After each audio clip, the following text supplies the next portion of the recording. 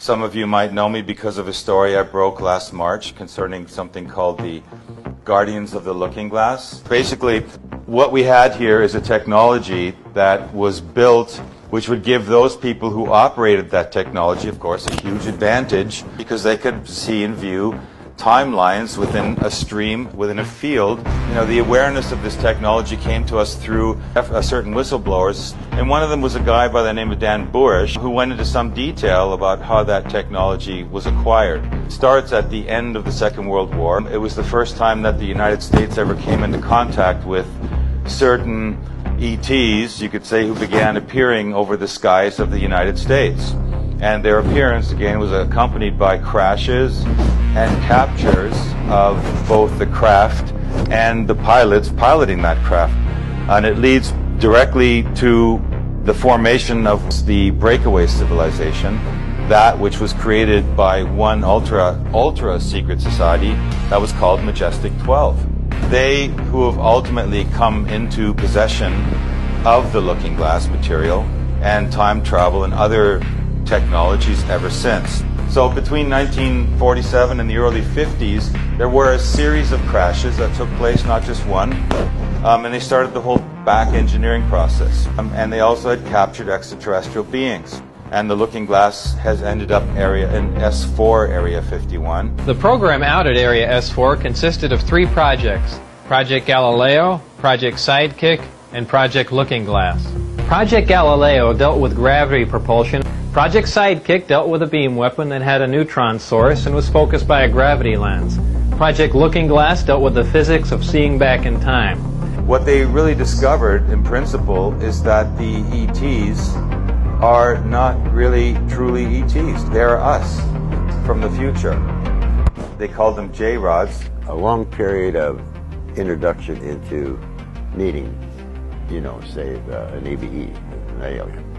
I call him J-Rod, of course that's what they called him, but that wasn't his, you know, I don't know if that was his real name or not. That's the name that the linguist gave him.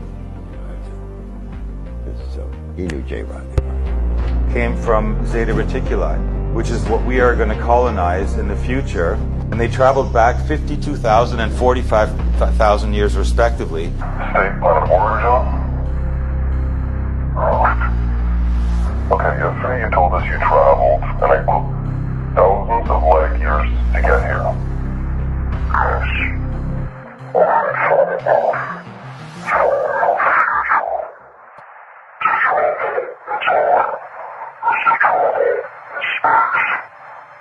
So you're human.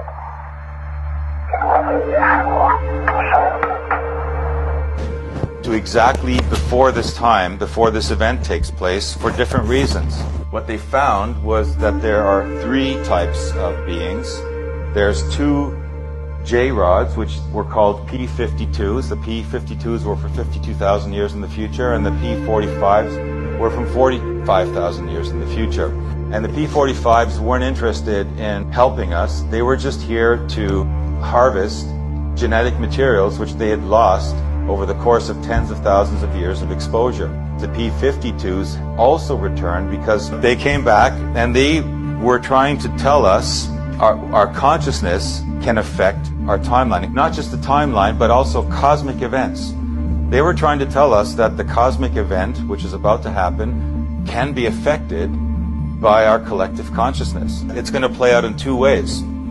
It could end up with a timeline that prevails that's an organic timeline, where mankind will begin to wake up and en masse, and that we will change the trajectory of that course by raising our consciousness, and then there's going to be some event, and our change in consciousness will actually set in motion a positive version of how that event affects us. We've heard about ancient civilizations like Atlantis or Lemuria or Mu, and you know, they come and go. They always seem to end in some huge cataclysm or some destruction, some destructive event happens, society blows up. It's like a loop. Eventually you would have to crack that loop. So maybe here is the chance to actually break that loop. And the other timeline they were talking about that may prevail is this transhumanist timeline. Along comes 2022, and it's been like 10 years since the last Looking Glass whistleblowers had been out there talking about it, Dan Bush and a few others. But this suddenly appeared, this group calling themselves the Guardians of the Looking Glass. We are the Guardians of the Looking Glass. We're a group of former intelligence officers and military officials who have come together to release classified information about future events to come. Our knowledge comes from our work on the Looking Glass artifact, first discovered in Iraq. During this time, the artifact was activated by the U.S. military and connected to computers.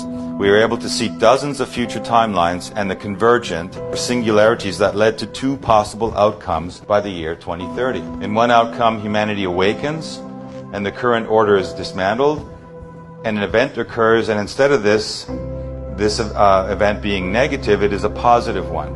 In the other outcome, the current structure remains in place. A nuclear war takes place along with many horrible events. Then the event occurs, and instead of being a positive event, it's a negative one. I'm going to talk about what we can do about it, and that's got to do with the positive timeline. We have opportunity here. The J-Rods, they told us that basically they were talking about these two primary timelines. That there is a future where a possibly pole shift related environmental catastrophe is averted and does not happen.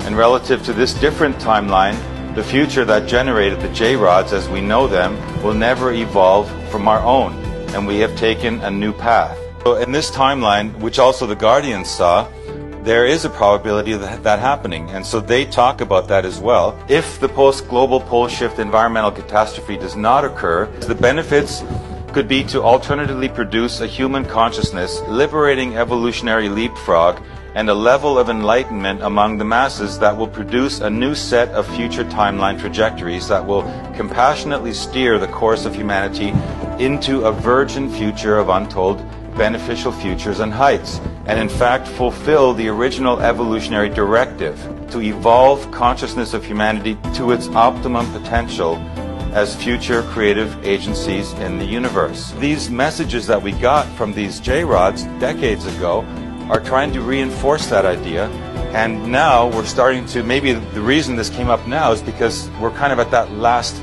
moment where we could make it happen.